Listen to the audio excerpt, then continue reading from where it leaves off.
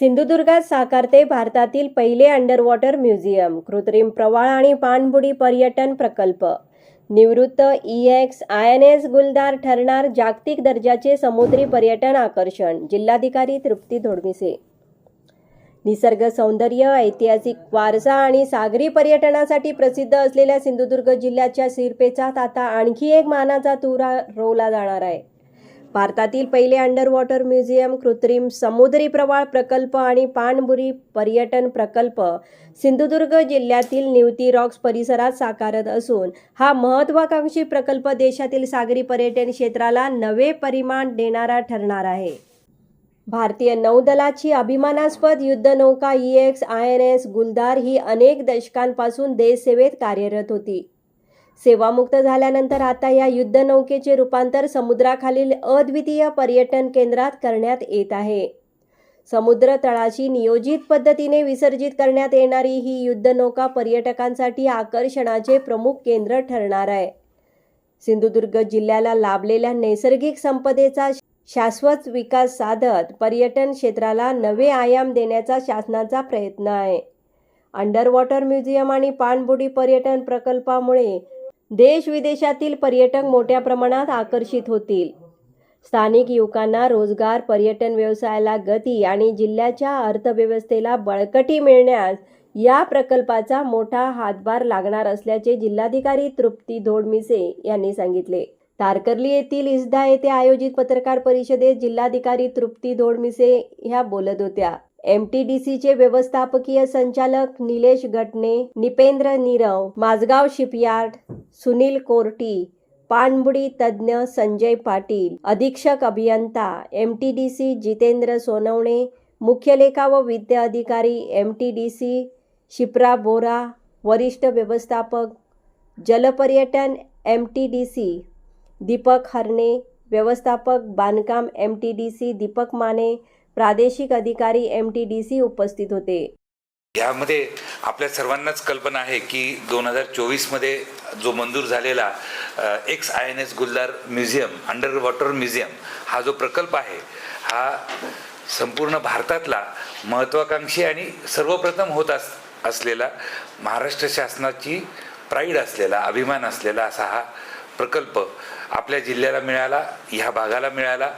या सर्वाबद्दल आपण सर्वजण सुदैवी आहोत आणि ह्यातून सिंधुदुर्ग जिल्ह्याचं पर्यटन अजून जास्त चांगल्या पद्धतीने फुलायला, चांगल्या पद्धतीने वाढायला मदत होणार आहे. आम्ही आपल्या समोर काही ब्रॉशर्स दिलेले आहेत, त्या ब्रॉशर्सचं आपण अवलोकन करावं. त्यात आम्ही स्पेसिफिक ती साईट दिलेली आहे. 15 डिग्री 52 मिनिट 18 ही लॅटिट्यूड आणि 73 डिग्री 29 मिनिट 06 ही लॉन्जिट्यूड अशी ही साईट आहे की ज्या ठिकाणी आता आपली ती शिप काल विजयदुर्ग बंदरामधनं आज सकाळपर्यंत पोहोचली. काल ती दुपारून निघाली होती, आज सकाळी पोहोचली आणि आता त्याचं ऑलमोस्ट 25-30% त्याच्यात पाणी भरून झालेलं आहे. ती सायंटिफिक प्रोसेस आहे.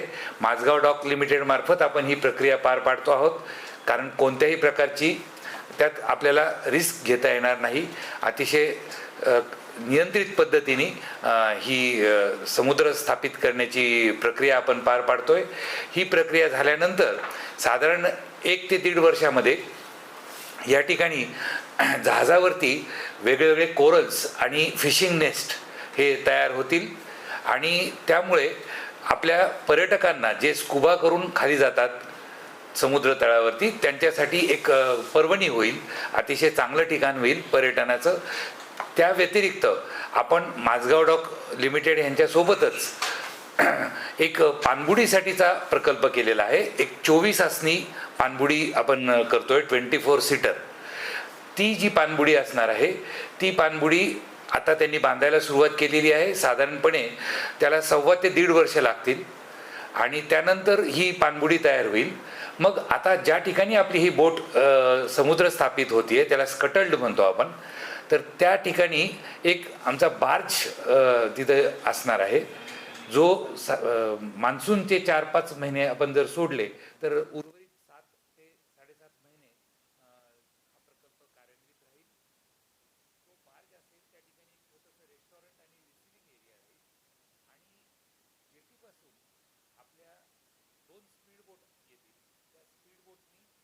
आपण पर्यटकांना त्या बार्जवरती घेऊन जाणार, बार्जवरती ते उतरणार आणि त्यानंतर त्यांचा जसा टर्न येईल, ज्याला स्कुबा करायचं त्याने स्कुबा किंवा ज्याला पाणबुडीतनं खाली जायचं त्याच्यासाठी पाणबुडी, अशा प्रकारचा हा भारतातला पहिला महत्त्वाचा आणि मोठा प्रोजेक्ट होईल.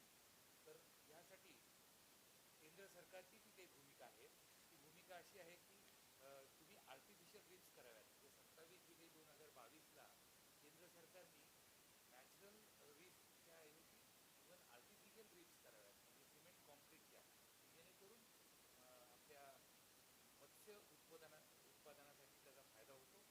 खूप मोठ्या प्रमाणात फिशरीचं प्रोडक्शन वाढतं. आपल्याला कल्पना असेल की ओडिशा गव्हर्नमेंटनी असे जे कॉन्क्रीटचे रिफ्स खूप ठिकाणी केलेले आहेत आणि त्यातून त्यांनी चांगला प्रकारचा भाग्य केलेलं आहे.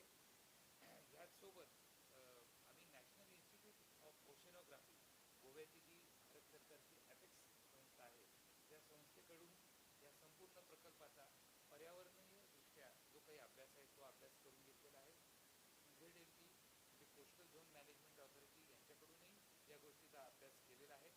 ही जी भारतीय नौसेनेने त्यांची सेवानिवृत्त झालेली जहाज XINS गुलदार तिचं नाव आहे, ती 81 मीटर लांबीची जहाज आपल्याला दिलेली आहे.